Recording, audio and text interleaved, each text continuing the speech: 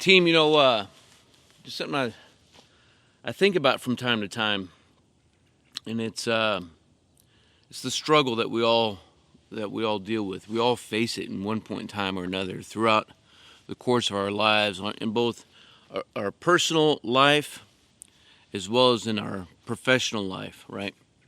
And that's that struggle.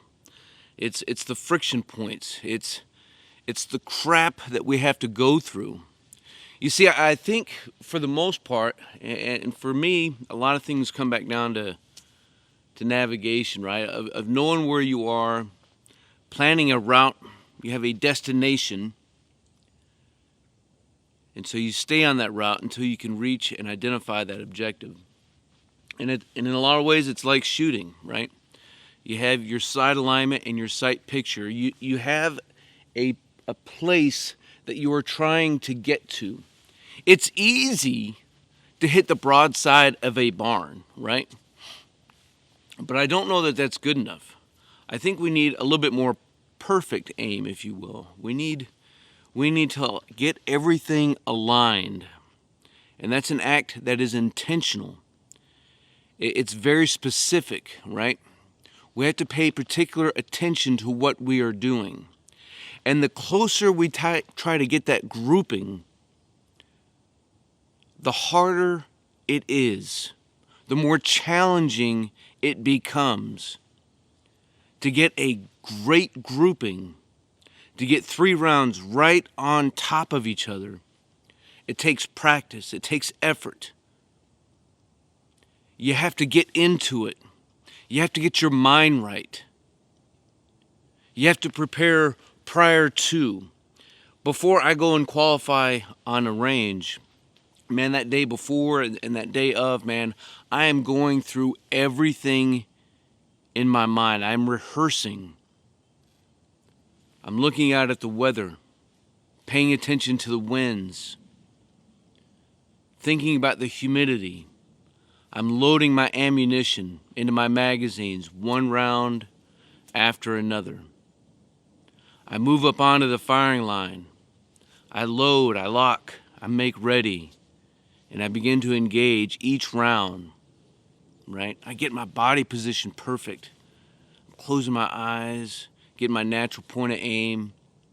I'm firing each round. I do all this in my mind as part of my rehearsals, because I know that to shoot as well as I can, to have that perfect aim, it requires that degree of intentionality, of that paying attention to detail, right?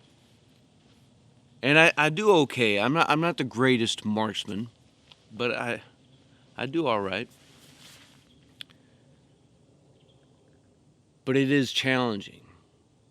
And you see folks, who are coming in and they can barely hit the broadside of a barn. And you try to teach and coach and mentor them on the mistakes that they're making and things that they can put in their kit bag to become a more proficient marksman. And you see them grow over the years. They go from marksmen to sharpshooters to experts. It takes time. It takes your getting out there and doing it. And I think that's part of the whole point, right? Is that if there's a place that you want to go, if there's a place that you want to get to, you're not going to get there if you stay where you are. You have to lace up your dadgum boots and you have to start stepping off. One step in front of another, in front of another. You get hot spots. You get blisters. You get shin splints, right? Your knees hurt, your feet hurt, your hips hurt, your back hurt, your neck hurts. You become dehydrated. Sometimes you got to take a pause. You got to change out them socks. You got to mend some wounds. But you're not there yet. And so you pick yourself back up and you keep moving. The closer you get to that destination, the harder it becomes. And that hardship, that challenge, it's part of the beauty of it. Without that, you wouldn't be getting close to where you're trying to get to. Does that make sense? So the more friction that we have in our lives, that's not a bad thing, right? It's not horrible news if we're going through a challenging time in our life. That's not good enough of a reason to give up. That's good enough of a reason to tell you that you are on your way to where you're trying to get to. Now, I'd say that's true at least 95% of the time, right? There's always going to be some outside influences that may come in and have nothing to do with where we're trying to get at. But in general, having those points of friction is a sign that you are doing the right thing. If you're dealing with something at work and you know you have this ideal of where you want to get to in your career, maybe it's to become a manager, a supervisor, a leader, a first sergeant, whatever it is. You have this specific goal that you want to get to. Along the way, it requires you to do certain things. One of the things that I think it requires us to do is to have a strong sense of integrity. Used to call it having a ramrod down your spine, right? Having a good thick spine. Well, what's going to happen is you're going to come across points of friction that is going to challenge your integrity. It's going to challenge how stiff that rod is in your spine. And so you're going to have to make decisions. Do I stop and give up? Do I say to hell with it? Or do I say to hell with it? And embrace those points of friction in the most tactful way that you can, right? You don't want to get fired. You don't want to get yourself in trouble. There's ways to deal with friction. That doesn't mean that you got to duke it out with everybody that you see and that you don't like. But you do need to deal with it. And those points of friction are going to help define who you are as a person, as you are emerging into the person that you are trying to become. If you said to hell with it, and I'm just not going to deal with it. I'm going to act like I didn't see it. I'm going to act like I didn't hear it. I'm going to act like it didn't matter or happen. That is also going to begin to define who you are. Now, either one, in either position, we have choices to make. Do I keep moving down the I don't give a shit route and just get paid, do my job and go home and not care about it? Or even from this point, I can shift back, because again, when it comes to navigation, you gotta be able to stay on the route. Sometimes you're gonna step off, and you're gonna get off that direction. You're gonna get off that azimuth. So you realign yourself. You figure out where you're at and where you're gonna try to get to. That's why hard decisions and crap decisions that we make don't have to define who we are. They can, and they will certainly be a defining time in that moment, but that doesn't mean that you have to keep moving down that route. You say, you know what? I got off track. And I'm going to reorient myself. I'm going to shoot my azimuth, because I know where I'm trying to get to. And I'm going to step off back towards my objective.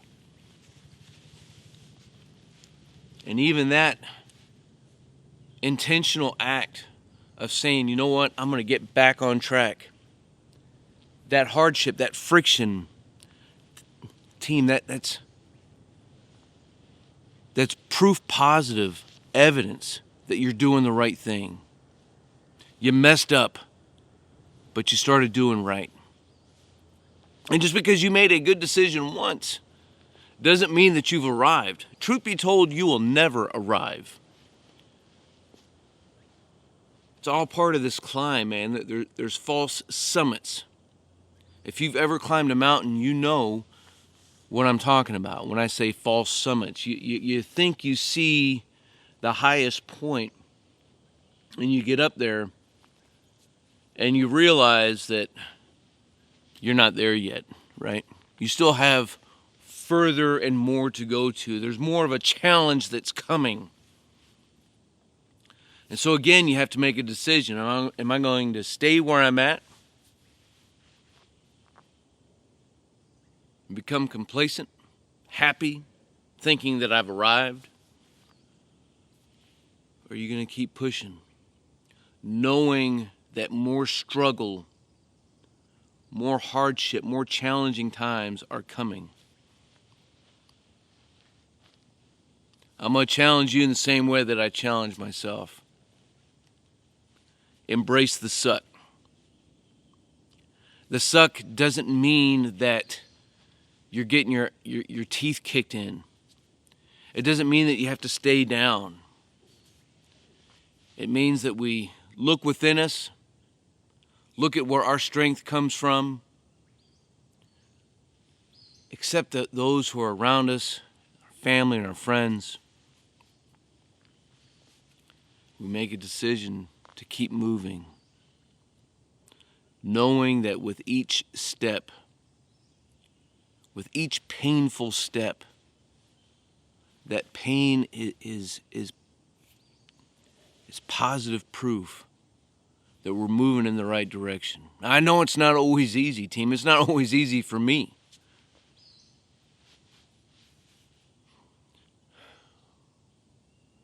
But ultimately, I have this determination of getting to where I'm trying to get to. So just a few thoughts for you, team. Hope it was value added for your kit bag. Maybe you're on your way to work. Maybe you're on your way home. Maybe you're cupcaking and lollipopping at work. You should be doing work and not listening to me. Either way about it, man, I appreciate all you guys. Leave me some comments down below. Maybe it was a challenging time that you went through. Maybe it's a word of encouragement for somebody else who's dealing with some shit. That way we can continue to enlarge our community so that we can master our craft and develop our tactical virtue. Appreciate all you guys, man. You stay out there, you keep grinding, and you stay stoked.